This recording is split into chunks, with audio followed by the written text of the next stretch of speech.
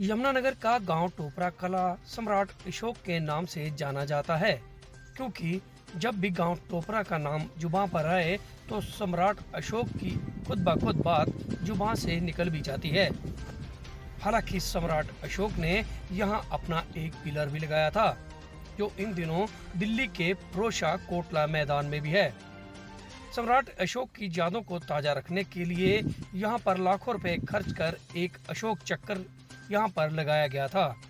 हालांकि लाखों रुपए की लागत से यहां पर अशोका पार्क भी बनाया गया। चक्कर के साथ ही लाखों रुपए की लागत की एक छत्रावली भी लगाई गई, जो कि नवंबर माह में यहां पर स्थापित की गई थी।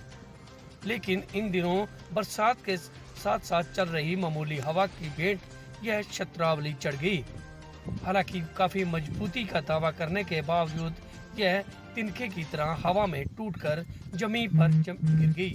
ऐसे में अब लोगों का आरोप है कि इसको बनाने में कहीं न कहीं धांधली हुई है, क्योंकि भारी भरकम यह छत्रावली जब लगाई गई थी तो काफी बड़े बड़े दावे भी हुए थे, लेकिन मामूली हवा के चलते ही यह कैसी जमीन पर गिर गई, इसको लेकर अब तरह तरह की बातें भी सामने आने लग गई हैं। हालांकि बार बार इस पार्क पर खर्चा करने के लिए लोकल संस्थाएं या गांव के लोग ही आगे आते हैं।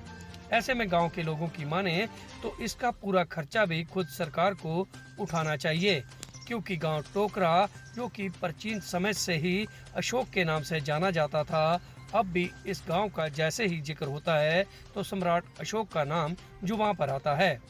लेकिन सम्राट अशोक के पार्क में ऐसी धांधली होना कहीं न कहीं काफी लोगों के मन को का काम कर रही है, क्योंकि लोगों का आरोप है कि इस छत्रावली के गिरने के पीछे कहीं न कहीं घटिया मटेरियल यहां पर लगाना था।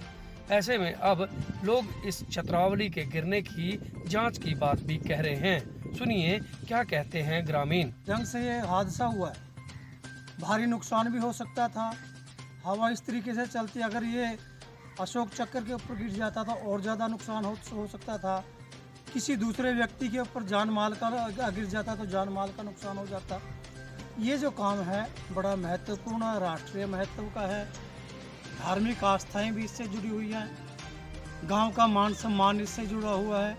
तो इसके निर्माण में किसी प्रकार की चूक रहना, किसी एनजीओ के माध्यम से ये कार्य ना करके बल्कि सरकार स्वयं करे, अपनी देखरेख में करे और अपने अधीन लेकर इस कार्य को पूर्ण करे, ताकि इसमें गुणवत्ता भी आए और इसका पूरा रख रखाव में पूरा ध्यान भी रखें।